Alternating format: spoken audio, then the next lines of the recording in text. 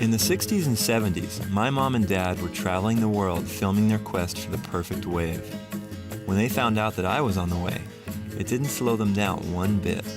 I had a passport before I could say mama, and we were off, not to truly return until I was 4 years old.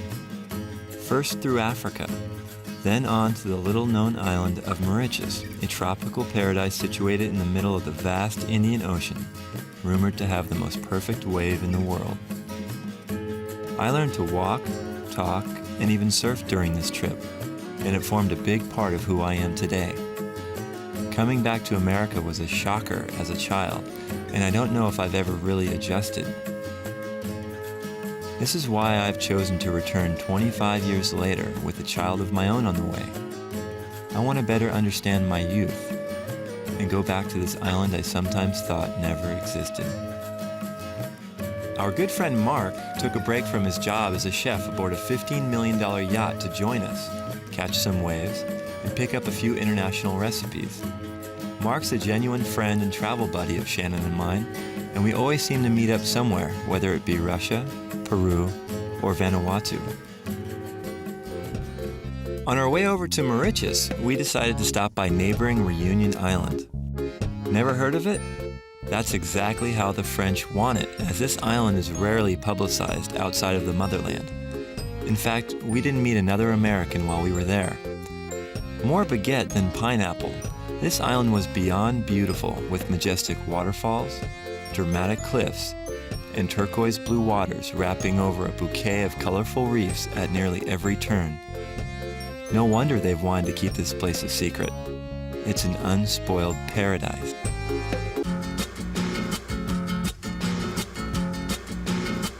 Oh yeah, the waves at St. Louis aren't so bad either.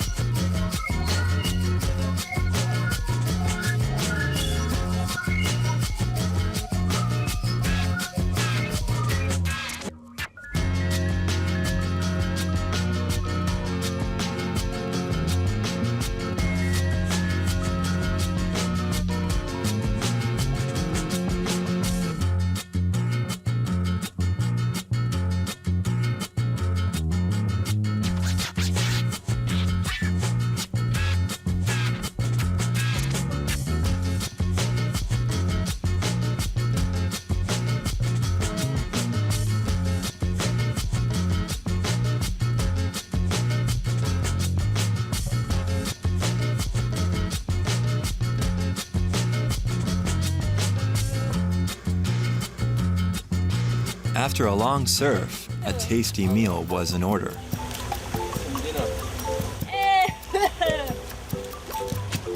Escargot for dinner. Since we're in France, we're going to make some snails and lentils for lunch. Here are our snails. We caught 4 days ago and we've let them purge, which means we want them to poop all their yucky stuff out. Escargot.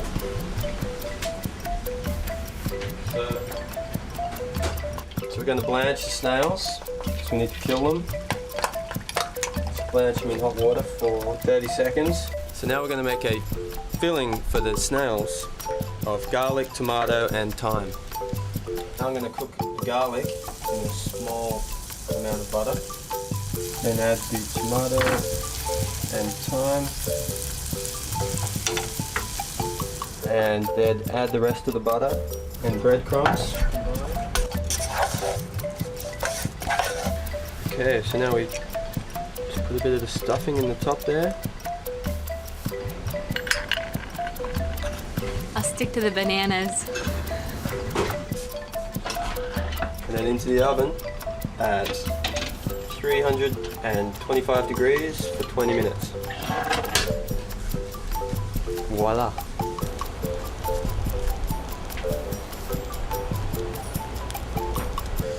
Good surf tucker. Ooh, there's one right there.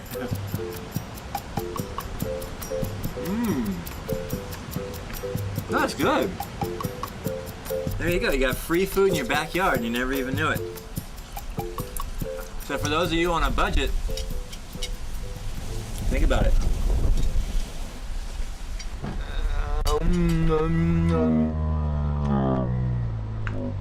The snails were exquisite, but the tasty French cuisine made me a little dizzy, and I thought I better lay down.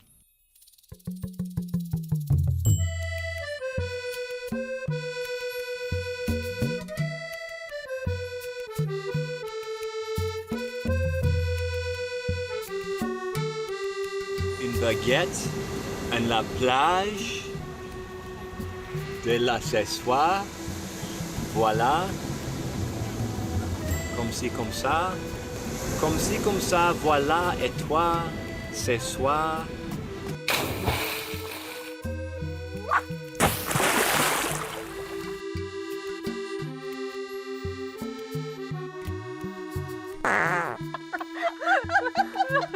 Je m'appelle Shane.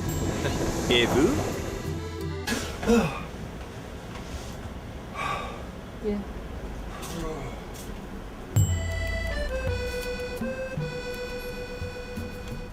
Reunion Island was putting a spell on us, and I had to refocus on one of the reasons I had come here, to find Mickey Rat. I believe he has a surf shop in Reunion. He's a great Aussie character that we knew back when. Coincidentally, I had noticed many of the locals in Reunion with Mickey Rat labeled surfboards. He was still here 25 years later, shaping boards, the only one who stayed behind. He was happy to see me. I asked him if he had any memories of me. You just run around naked all the time, that's all I can remember. You never want to put any clothes on. I also asked Mickey about memories he had of my family in Mauritius. Yeah, so they arrived and they're all max size, you know, the thing's huge. He says, you know anyone with a bigger car? And I said, well look, there's a guy in Port Louis that said he's got a Rolls Royce. So we go into town and the guy goes, yeah, I got this Rolls Royce, it's up in the garage. So you can come and have a look. So up we go and he opens up the garage door and there it is, mate, this big white Rolls Royce. It was a car of Princess Anne. Now, when there was a coronation, she toured Mauritius and they shipped out this Austin Princess limousine.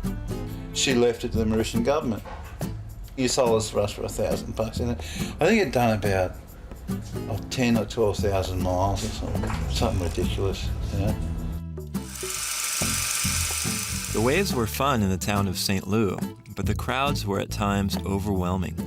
So we took off for the desolate east coast of the island because we heard nobody surfs over there. They say there's too many sharks.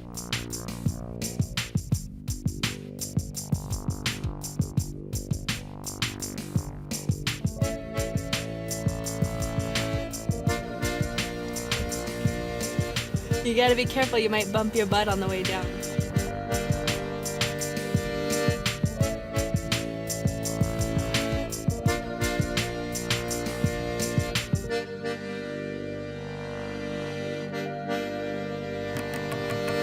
After hours of driving, we had arrived, and I immediately saw a nice right point peeling away.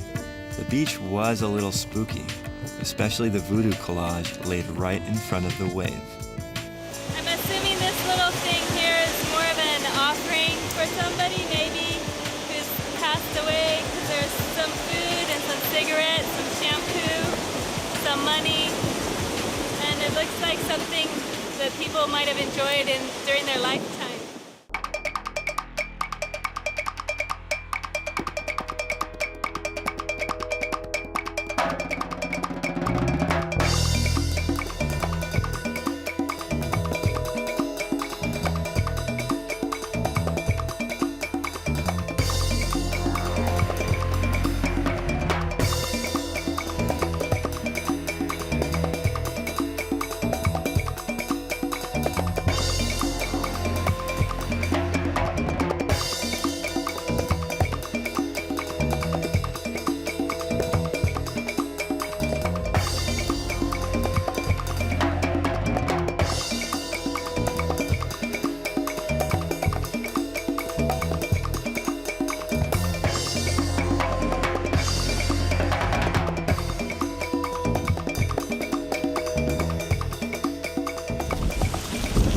little bit spooky, but we had fun. There's good waves. When you went out just here and I went up further to paddle out through the lagoon and said hello to a fisherman up there, and then he showed me where to paddle out, and then he started doing this.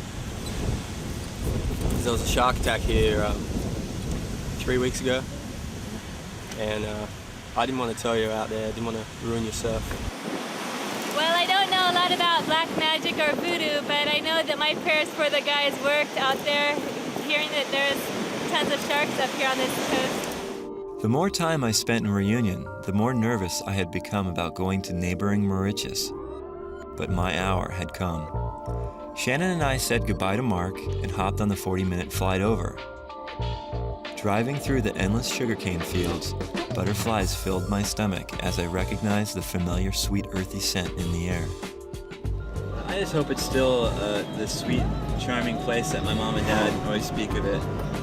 Tamarin Bay was beautiful, a lovely, quiet paradise. Tamarin was a special place, especially back then when nobody was there. To ride a wave that perfect, it's really special. Tamarin Bay was breathtaking. Not entirely what I'd envisioned, especially the waves, but it was beautiful nonetheless. We settled in and just hung out the next couple of days as I tried to recall my time here. A special prize for you, because when you come in Mauritius, you are family. After years of talking about returning, it was great to finally be here. But as the days went by, there was one experience that continued to elude me: riding the wave at Tamarin. Shannon and I decided we weren't going to leave until I could surf it at least once. After a week on the island of Mauritius, the waves had still yet to arrive. But Shannon and I made the most of it. We got a chance to really see the island and meet fellow travelers, David, Sarah, and their daughter Kaya from the Cayman Islands. It's been our dream to travel the islands off of Africa. I, as a surfer, to surf in the places that my people pass through, and a lot of the same foods, and even the music, the Sega music here is very similar, if not almost identical, the dancing and the music to our calypso and merengue, which reggae comes from.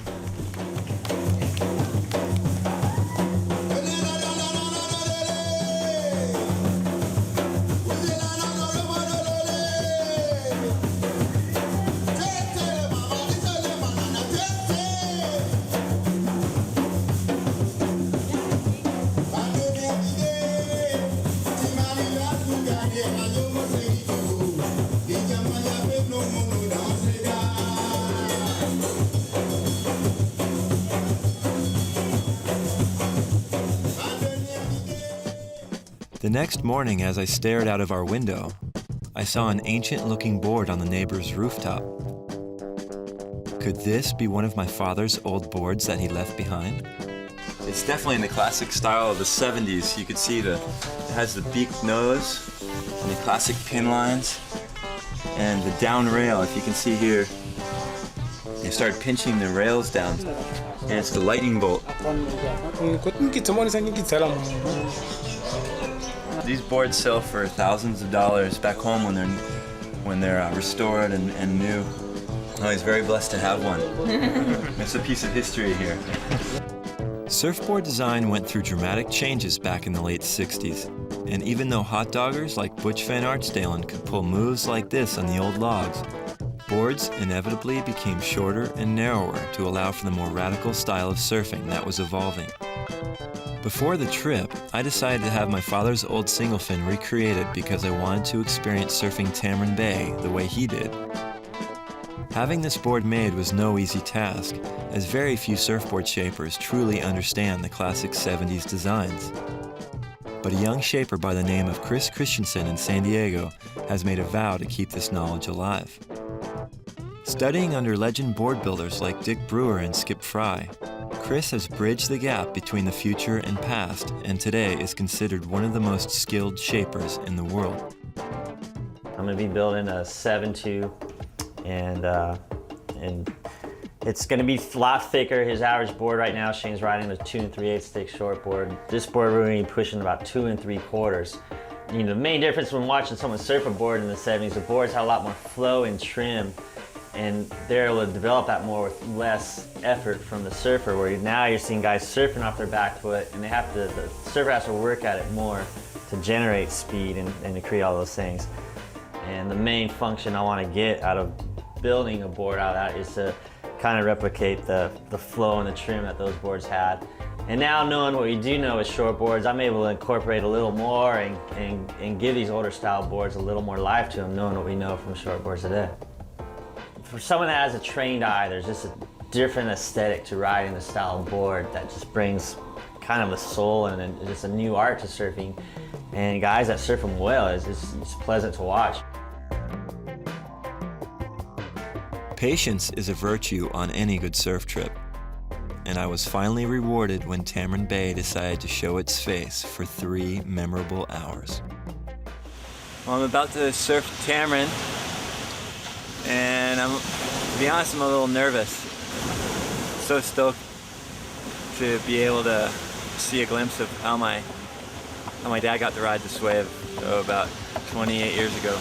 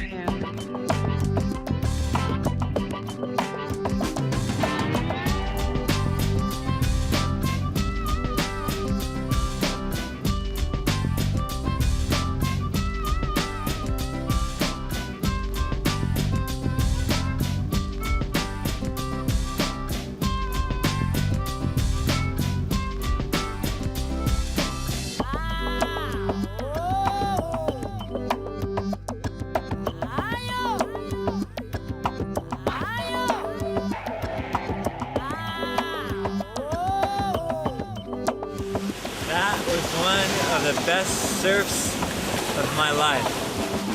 And I'm free to ride the wave, gliding through time.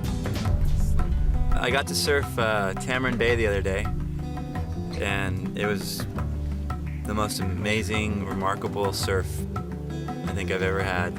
There's something that was so special, something that has just been such a legend in my family's history. Just this place, this island that my parents got to surf here, and I felt like it almost like it closed a chapter in my life. Like it was something that I'd been searching for 24, 25 years. It's also opening up a new chapter with Shannon expecting a beautiful child, and me being a father coming up soon. It's a very interesting time in my life, just something it's kind of overwhelming. I can't really even explain it, other than I just feel really blessed just to be here.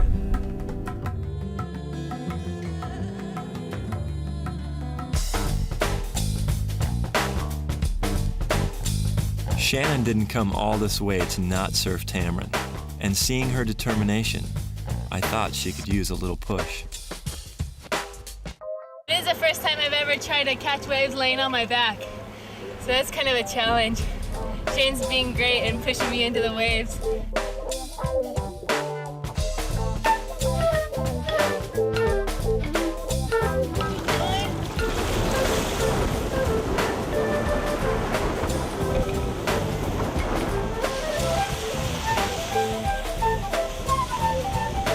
That's how you do it, the baby back ride.